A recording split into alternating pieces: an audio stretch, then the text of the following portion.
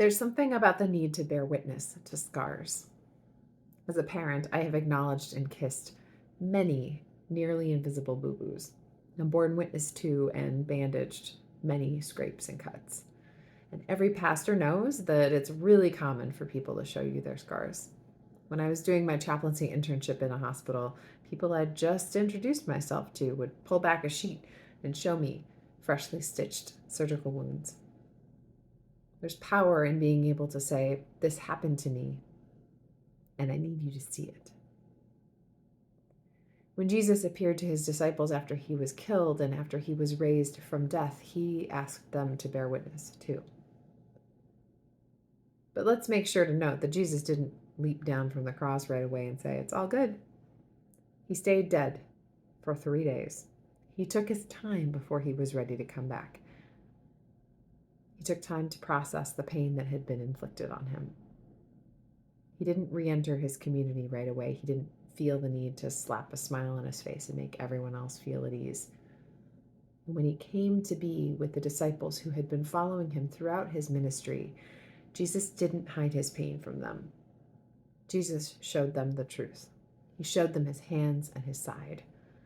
And Jesus showed them that even with his wounds, even though they had tried to break him, he was still standing. He showed them that their fear was not going to have the last word. And his disciples looked at his wounds and they believed him. They didn't discount his pain. They didn't say, "Well, you're still standing. It must have been that bad." The disciples bore witness to Jesus' scars and rejoiced that their friend and teacher was back in their midst, that the incredible story they'd been told by the women who had seen Jesus first and the two disciples on the road to Emmaus was true.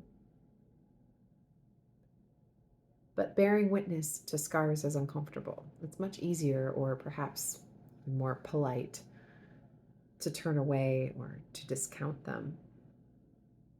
We can look for ways to minimize the trauma, deny that it happened, or even blame the victim. What was she wearing? Why was he running? Why didn't they come in legally? When a victim shows you their scars, they are trusting that you will believe them. And all too often, our instinct lies in either self-preservation or in avoiding conflict. We refuse to believe because fear holds us back. Fear that we will also be crushed by systems meant to keep us down. Fear that we will have to confront someone with more power. Fear of destroying relationships. But when Jesus showed his scars, when Jesus reached out in trust so that his disciples could bear witness to the wounds that had been inflicted on his body, they believed. We are told most often to keep our pain to ourselves, but Jesus shows us that our scars need to be witnessed. We are shaped by our experiences. We are who we are because of the lives we have lived, and the wounds we bear are part of who we are. Bearing witness wasn't all of it, though, for Jesus. Throughout Luke, Jesus is most concerned with restoring relationships. And although Jesus having a piece of fish is, at least in part, to dispel any doubts they might have that he's real, he's alive, he's a human being, and decidedly not a ghost, there is something about eating together that helps restore relationships. Jesus comes to his disciples, these people who loved him, but who still ran from the danger he faced head on. He proclaims a word of peace to them. And in Luke, that is a kind of communal peace, even a communal salvation. And then he eats with them.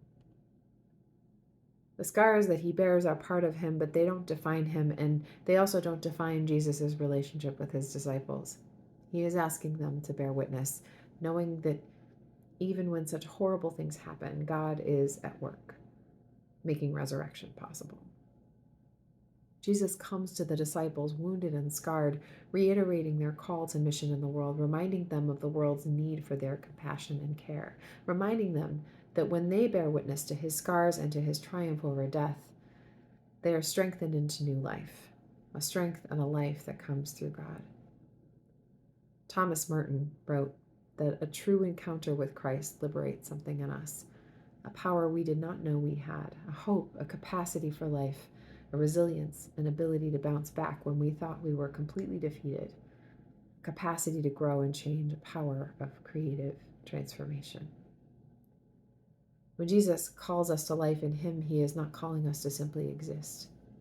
Jesus is calling us to a transformational life, a life lived joyfully, reaching out, living into our community just as God intended. And we can't do that without bearing witness to our scars.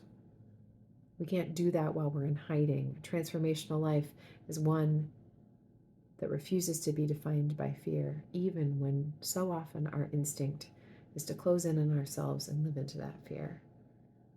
Because we cannot live a full life in fear. Jesus calls us out into the world to live a life informed by the scars we have witnessed, our own and those of others, and to live a life transformed by the grace and love that we have been shown in Jesus.